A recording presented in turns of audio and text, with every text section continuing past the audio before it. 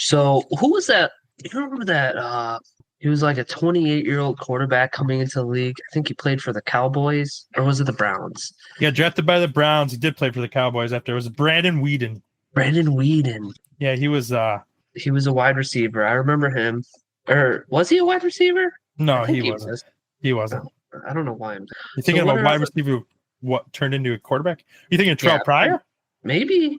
Terrell Pryor No, was I was thinking the opposite direction. A quarterback okay. that turned into a wide receiver. A quarterback. No, you're thinking wide receiver turned into a quarterback. Yeah. I don't know. I don't know what I'm thinking. I'm all confused now. Well, I actually think this is pretty crazy that I actually think he fell off because of like attitude issues, Terrell Pryor. Okay. But because I think people supposedly he was like a horrible teammate and like a lot of people didn't like him. But I actually think what Terrell Pryor did is one of the most impressive things that someone's done in that he was a professional quarterback. He won some games. He wasn't like amazing. But then while in the NFL, he transitioned and he had over 1,000-yard season as a wide receiver, which is pretty remarkable to do at the NFL level, to be an NFL start games at QB and then also go on to I lost you, Andy. I think it's pretty impressive that Terrell Pryor, while in the NFL, made the transition to wide receiver and had a 1,000-yard season. Is there any other players that you think have done that? While in the NFL, I actually don't. In the NFL. While in the NFL, I don't think there's been a successful attempt. I mean, like what Tim Tebow was a quarterback, and then what he signed with the Patriots as a tight end, but in preseason they got cut, I believe, right? Oh, that's true.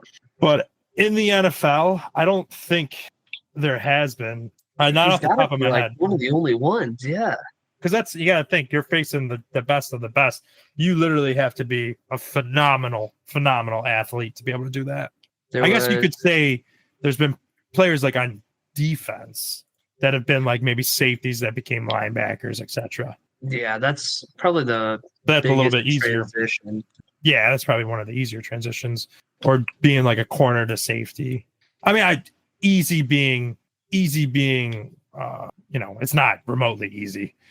What about, you remember Miles Jack from Jacksonville that drafted him? Yeah.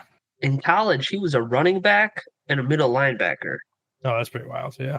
That's pretty incredible. That's a hell of it. And nowadays, Travis Hunter. I was about to say Travis Hunter. Oh, I beat me to it. Yep. You were thinking it, actually, but I said it. There's a lot of different things like that going on nowadays. What do you think of Travis Hunter, actually, and his double position? I'll tell you my perspective first. Puts him at risk for injuries, literally double the amount. If you lose him, it's like losing two players now, which really would suck.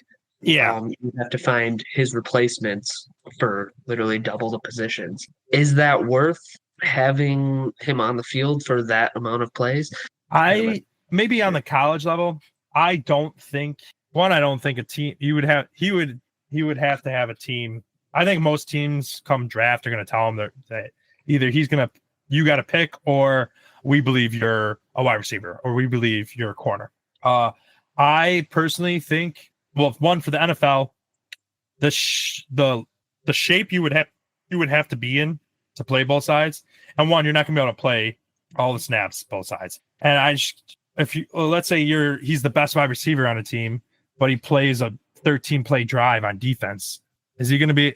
How are you going to then sit out for the kickoff and then come back and play on offense? I personally would have him play corner in the NFL. I think he's a very good corner. I think he's a good wide receiver too. I think he might be a little bit better.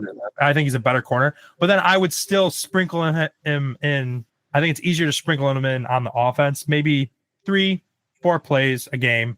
You throw him in there. Give him a couple routes as a slot or an outside or a decoy or on an end around or whatever. Just a couple plays. Let him go the Dion route where he plays or corner.